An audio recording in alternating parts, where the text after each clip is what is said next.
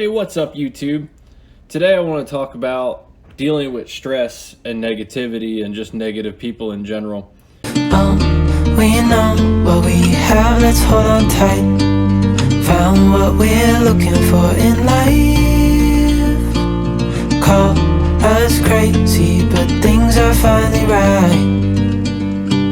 With you and I, the future is bright. We all deal with it every single day, and I'll tell you how I deal with it, and maybe that'll help you. And it doesn't always work. Some days are worse than others. And number one, everyone is dealing with something. Stress and anger and heartbreak and everything are not universal to you. Your day might be feeling like the worst day or week or month you've ever had in your life. That doesn't give you the right to take it out on anybody else or use that as an excuse to justify the way that you deal with others. You know, if you and I have an interaction and you're having the worst day, week, month, year of your life, and that's how you're carrying it, and I'm having the worst day, week, month, year of my life, and we both approach the other as though that's some kind of a justification for the way that we act, well, then it's not going to be a good interaction. You just gotta go with the flow. I don't always do that great, but for the most part, I do, and it's something I've really had to teach myself. It really is. It starts with you. The negativity that you put out there, you're gonna get back tenfold. The vibes that you put out are what come back to you. So no matter what you're dealing with, when you're interacting with other people, just remember, we're all dealing with something, you know, be it work or home. And actually, we're going to use that to segue into number two. Number two, leave work at work and home at home, especially if you're in some kind of law enforcement, first responder, dispatcher, you know, all those high tension jobs like that. They suck. I mean, you're doing it for the greater good and a multitude of reasons, but they are hard on you psychologically and everything else. You got to leave them at work. If you're a corrections officer and we're going to do some firsthand experience here. If you're a corrections officer and you work with the person you're dating, and the person you're dating decides they're going to date other people, maybe at the same time they're dating you, and those other people happen to work there also, that doesn't give you license to be a dick. You have now taken home and work and combined them. Congratulations, you're a moron. It's compartmentalization is what it really comes down to. If you leave the driveway from home and go to work and you take all that stuff from home, well then when you get to work, you're at 100% already. And you're only going to go up from there. It's not going to come down. And vice versa. If you pull out of the drive from work heading home and you take it home with you, you're at 100%. You need to get yourself back down to zero. Does that mean cranking the music up and putting the windows down? Maybe. Does it mean sitting in the parking lot for a half an hour, just relaxing before you leave to go home? Maybe. So leave work at work and home at home. Okay? That's number two. Was it number two? Yeah, it was number two. I don't know why I bother numbering these things, because I don't have this written down. I'm going off the top of my head, and my head's not reliable enough to keep up with the numbers or what I've said and what I haven't said. Okay, number three, for you parents out there. Your kids, they deal with as much stress as anyone else. Don't know how to vocalize when they're hurting or in pain or they've had a stressful day at school. What they know to do is say, hey, can you come play with me? Your kids aren't going to come up to you and say, well, they might, but for the most part, your kids aren't going to come up to you and say, man, I had a really bad day at school. This kid was really mean to me and it just made me want to cry and blah, blah, blah, blah, blah. But she may come up to you and say, hey, Daddy, will you come play Barbies with me? Go play Barbies. That is the most important stuff in life. So that's number three. Your kids won't always vocalize when they're upset or hurt or stressed in that manner. You got to look for that stuff. You got to recognize it. Number four, all things will pass. When something hits you, you just got to take a deep breath and go, you know what? That's life. And, you just figure out how you're going to deal with it from there. Panic, fear, stress, none of these things are conducive to an actual resolution. You got to roll with it. You really do have to be like water. I mean, of all the stuff that I've learned that's helped me really reduce the stress in my life, it's realizing that I'm not in control in the first place. And look, I'm not going to get all preachy on you. Whatever your beliefs are, good for you. God bless you. I'm not saying that you can't have a happy life unless you have religion in it, because I don't think that that's true. For me personally, a lot of things changed when I found my Christianity, and I think that it was a great thing for me. I think it could be a great thing for you. If that's not what you want to do, that's not the purpose of this video.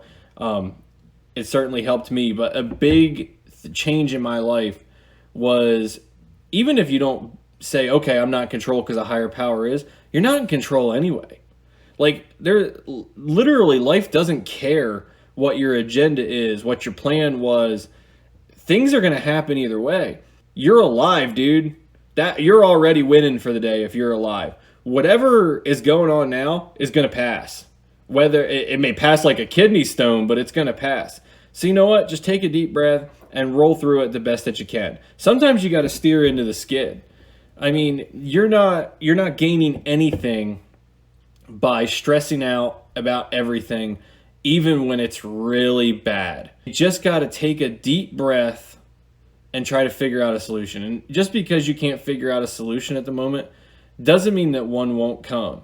And it may not be a good solution. It may be a bad solution. Bad stuff is going to happen. I lived on the street at one point with the things that I owned in a garbage bag. And there wasn't much in that garbage bag. And it sucked. Sucked ass. It still sucks to think about now. But it will pass. All you can do is take a deep breath and plug forward. Number whatever we're on. Forgiveness. This one actually should probably be a lot higher on the list. I forgot about it till now. Forgiveness is not for the people who have hurt you. Forgiveness is for you, dummy. When you forgive someone's actions and let it go, you're not doing that for them. You're doing it for you. Carrying around that pain, that hurt, that anger, it's toxic. So people misconstrue that a lot of times when they think if they forgive that and they let it go, that they're somehow losing. It's not about winning and losing, because it's not about the other person. It's an opportunity for you to be able to let go of the things that have happened to you. Because if you don't let it go, you're the one that's losing. So imagine that, you get to walk past that person someday and they walk by you and they're going, I can't believe they did that. You just think, man, I hope they're doing all right. I hope that they learned from that and made their lives better. Even if you don't go that route, if you let it go, it's not tearing you up anymore. I mean, back to number one, where everybody's dealing with something. People are imperfect, man. They're going to do stuff that hurts you. They're going to do stuff that makes you angry, that makes you cry, that makes you sad. Things that may very well seem unforgivable. Murder is a perfectly good example. But look at how many people have family members that were murdered that have learned to forgive the person, not their actions. You're not forgiving the actions. That still sucks. It's always going to hurt. But you're letting go of the anger and the hate and realizing that nobody's perfect and it doesn't do you any good to carry that stuff around. Forgiveness for me for a long time was not an option.